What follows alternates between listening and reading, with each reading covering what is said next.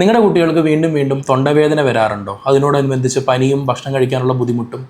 അങ്ങനെയാണെങ്കിൽ കുട്ടികളുടെ ടോൺസിൽസ് നോക്കേണ്ടതാണ്. ടോൺസിൽസ് എന്ന് പറഞ്ഞാൽ ഒരു ലിംഫോയിഡ് ഗ്രന്ഥി നമ്മുടെ തൊണ്ടയുടെ ബാക്കിൽ, അതായത് നാവിൻ്റെ ബാക്കിൽ 2 സൈഡിലായിട്ട് ഉണ്ടാകുന്നൊരു വളരെ നോർമലായിട്ട് എല്ലാവരിലും കാണുന്നൊരു ലിംഫോയിഡ് ഗ്രന്ഥി. ഇതിൽ ഉണ്ടാകുന്ന ഇൻഫെക്ഷൻസിനെയാണ് നമ്മൾ ടോൺസിലൈറ്റിസ് എന്ന് പറയും. ഇത് വന്നു കഴിഞ്ഞാൽ നമുക്ക് വിറയോട് കൂടിയുള്ള പനി, ഭക്ഷണം കഴിക്കാനുള്ള ബുദ്ധിമുട്ട്, തൊണ്ടവേദന, ഇതാണ് സാധാരണ വരാറുള്ളത്. അങ്ങനെ വരുമ്പോൾ നമ്മളൊരു പീഡിയാട്രീഷ്യൻ ENTനെയോ കാണുന്നു, നമ്മളതിന് ആൻറ്റിബയോട്ടിക് എടുക്കുന്നു, അത് ട്രീറ്റ് ചെയ്ത് അപ്പോഴത്തേക്ക് ക്യൂർ ആവും. നമുക്ക് സ്ഥിരമായിട്ട് വീണ്ടും വീണ്ടും ടോൺസിൽസ് വന്നു കഴിഞ്ഞാൽ അതിനെ ക്രോണിക് ടോൺസിലൈറ്റിസ് എന്ന് പറയും. ഒരു വർഷത്തിൽ 7 തവണയിൽ കൂടുതൽ നമുക്ക് ഇത് കാരണം ആൻറ്റിബയോട്ടിക് എടുക്കേണ്ട ഒരു അവസ്ഥ ഉണ്ടായി, അല്ലെങ്കിൽ 5 തവണ ഒരു വർഷം, അതുപോലെ 2 വർഷം അടുപ്പിച്ച് വന്നു, അല്ലെങ്കിൽ വർഷത്തിൽ 3 തവണ വെച്ച് 3 വർഷം അടുപ്പിച്ച് വന്നു കഴിഞ്ഞാൽ നമ്മളതിനെ ക്രോണിക് ടോൺസിലൈറ്റിസ് എന്ന് പറയും.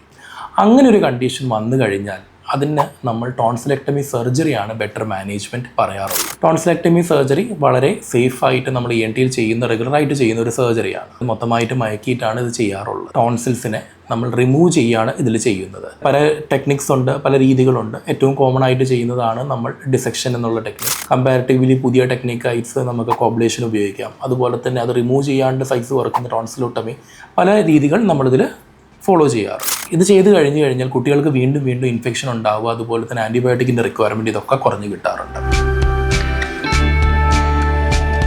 Lakshmi Hospital, the trusted family hospital.